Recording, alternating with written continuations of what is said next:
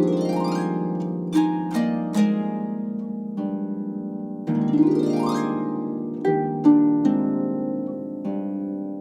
guys!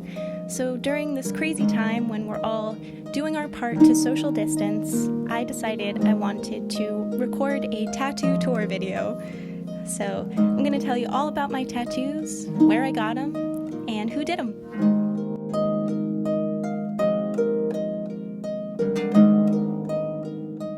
So starting with my feet tattoos, I got Don't Panic tattooed on the tops of my feet by Dennis at Venue Tattoo in Willow Grove, PA. I got these when I was 18 years old, and they are from Hitchhiker's Guide to the Galaxy. I just wanted to commemorate my love for science fiction and fantasy and one of my favorite books, so I thought I would get this phrase. They didn't really hurt. Everyone told me feet tattoos were the worst, but I didn't really find it to be that bad. So moving up to my ankle, I have 3 tattoos by Sophia Chang at Venue Tattoo in Willow Grove. So this is Bob, he's my moth. I have a story about him, but maybe I'll tell you guys another time. And then I have Izzy, who was the first rabbit that I ever fostered for a rescue. This tattoo was done with a single needle, just tapping all of the dots in by hand, and it is probably one of my favorite tattoos. Izzy really looked like this. She had ears that were as long as she was. And then here on the back of my ankle, I have a crane with a snail shell. We lifted this directly from a medieval manuscript, and I thought it was so cool to have this historic sketch that's hundreds of years old, the same way that it was in this old Bible, now on me.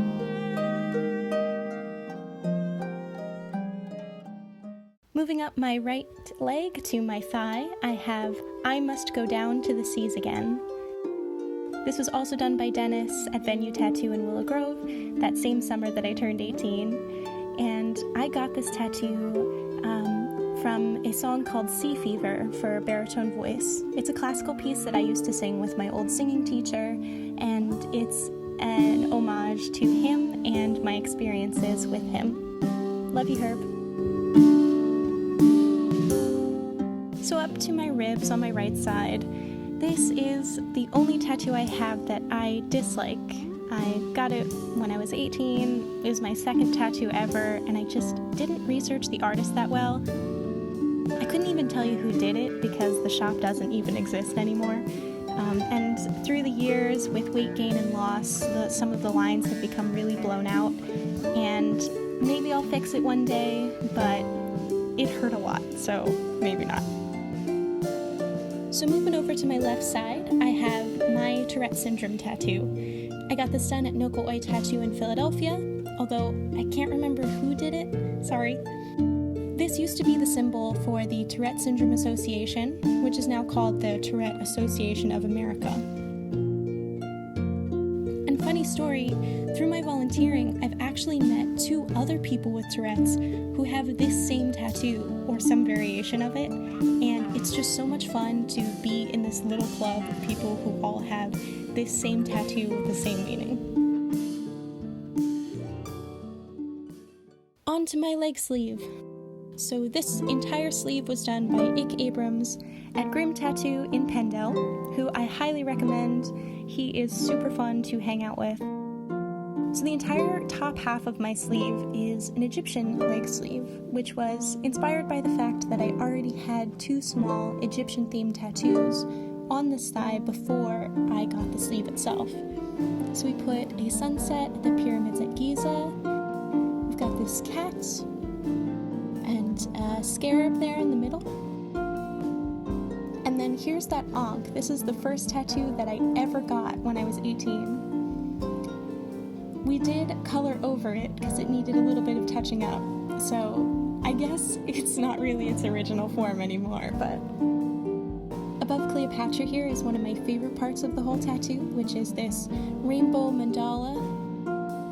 I love that it doesn't have an outline, and yet somehow it stayed put really well. This This Eye of Horus is the other part that I had before I got the sleeve in general.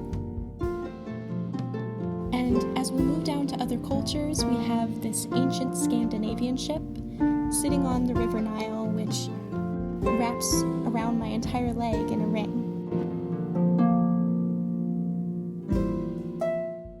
So moving on down to the side here, we have Athena, from Greek mythology, of course. She is pictured here with a sword in the ditch of my knee, which was very painful, and her owl, and then the shield sitting on the front side of my knee is sort of Medusa-inspired.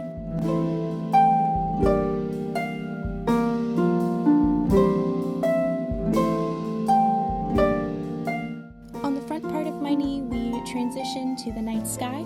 So there's a shooting star, and I have to get this touched up. You can sort of see that there's a few spaces, especially on the underside of where my knee bends, that just needs a little bit more color put back in, but it's so hard to get color to stay in your knee.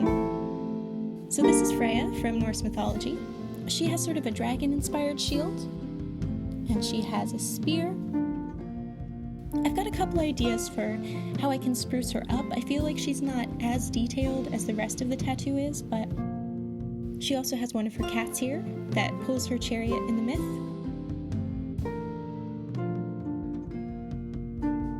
Heading on around to the back, in the ditch of my knee I have some clouds, just as some filler, and then underneath the moon we have Ixchel from Mayan mythology. If you don't know who she is, you can look her up. Her name is spelled I-X space C-H-E-L. And she's always pictured with a snake headdress, and she sometimes has a rabbit. So I put both of those things in, and she's holding a flower just like Cleopatra is at the top of my leg. And then as some filler here on the side, on both sides of my ankle actually, I have this arabesque pattern. Coming around to the front, I have the Tree of Life. Every culture has a Tree of Life myth. And then as the leaves, we put the Flower of Life sacred geometry pattern. On the center of the trunk, I have the breastplate that Jewish priests would wear, with one stone for each of the 12 tribes of Israel. So just a little bit of a nod to what my ethnicity is, growing into the world and learning from different cultures. I love how at the bottom of my leg, the pattern sort of just goes down into nothing and disappears. So that's my whole leg. Here it is in its colorful glory. It took about 3 years to complete, roughly. About 25 hours of tattooing in total. I still have a little bit more to do, but I think I'm done for now with it. Lastly, and most recently, I have my back piece. This was done by Eve Strower at Tenderfoot Studio in Brooklyn. So I have this huge forest, black and gray, fine line work piece, and it spans almost the entirety of my back. And it has lots of little animals and Easter eggs to find. Here's one of them, this bird in a nest on my shoulder blade. In the middle, just above the path that goes into the forest, we have a bat, and then we have my caterpillar wearing a crown. This caterpillar was supposed to be part of my EP that I released in May of 2018, but he didn't make it onto the front cover, which was a shame, but I decided to put him on my back so that I'd still be able to use the imagery somewhere. And I'm really glad that he was included. This tattoo took 2 sessions of 4 hours that we did, I think about a month apart, and every minute of this tattoo was just agonizing. It was super painful. I mean, I know I have my knee tattooed, but I almost feel like getting my spine tattooed was worse. But I'm so thankful that I did it because I love the way that it came out. This part is definitely my favorite, this span of flowers and leaves that goes onto the bottom of my back, with the little fox and the mushrooms and the brush. I'm obsessed with the whole thing.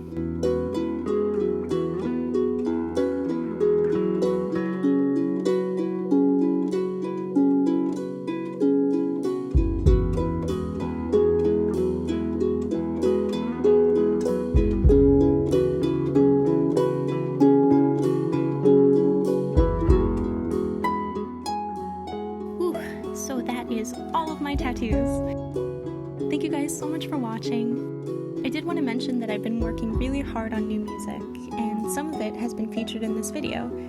Please follow me on Instagram and Facebook so that you can know when the full versions of the songs come out, and I'll keep you posted. See you soon!